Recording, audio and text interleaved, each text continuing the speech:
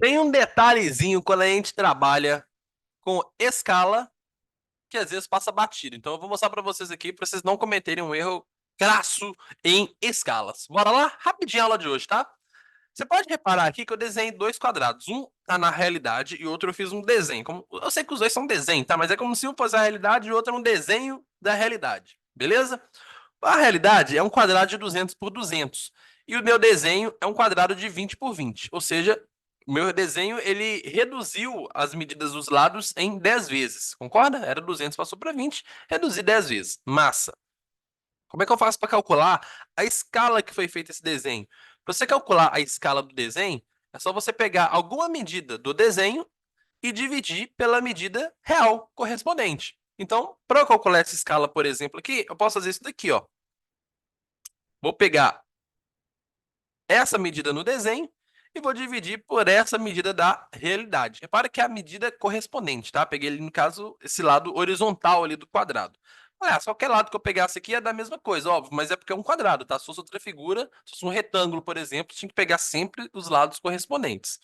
Então, para eu calcular essa escala aqui, vai ficar 20 dividido por 200, que vai dar, simplificando, 1 sobre 10. Ou seja, essa escala de 1 sobre 10, ela traz exatamente essa informação que eu falei quase agora. Quer dizer que meu desenho, a medida linear desse desenho, medidas lineares do meu desenho, elas são a 10ª parte da realidade. Você pode observar bem aqui que 20 é a 10ª parte de 200. Beleza. Só que tem uma coisa. Na hora que a gente calcula essa escala, deu uma escala de 1 para 10, esse 10 aqui, especialmente, ele está falando para a gente como é que foi essa redução, né? Que eu reduzi 10 vezes, ou então próprio 1/10, né? Se você quiser olhar a escala inteira, não tem problema. Gera uma confusão aqui.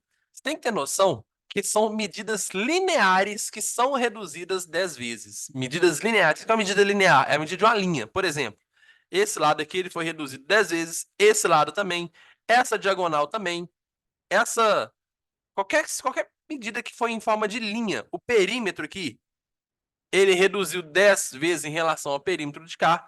Então, essa escala, do jeito que ela está ali, ela serve para a gente comparar medidas lineares.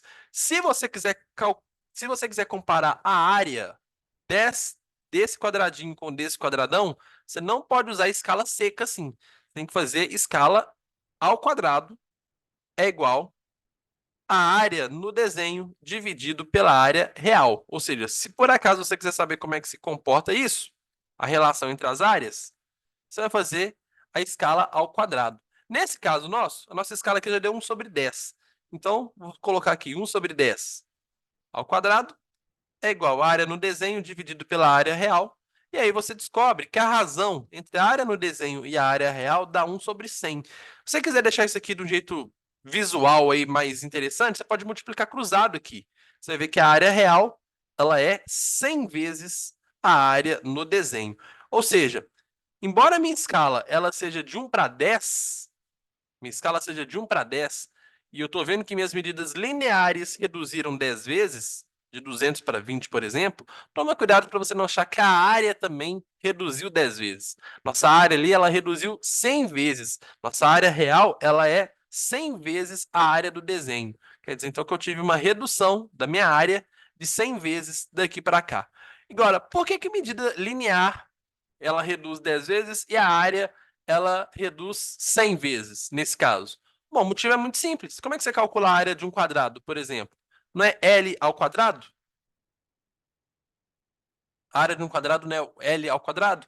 Você concorda que esse lado nosso aqui, a gente já tinha visto que o lado, ele reduziu 10 vezes. Só que você está vendo que ele está elevado ao quadrado na fórmula da área? Então, é como se ele reduziu 10 vezes ao quadrado. 10 ao quadrado dá 100, ou seja, a minha área ela reduz 100 vezes. Se por acaso fosse um volume, né, se fosse alguma figura que tivesse volume, você já deve imaginar o que acontece, né? Mas vou deixar para falar na aula. Beijo para vocês e até mais. Tchau, tchau.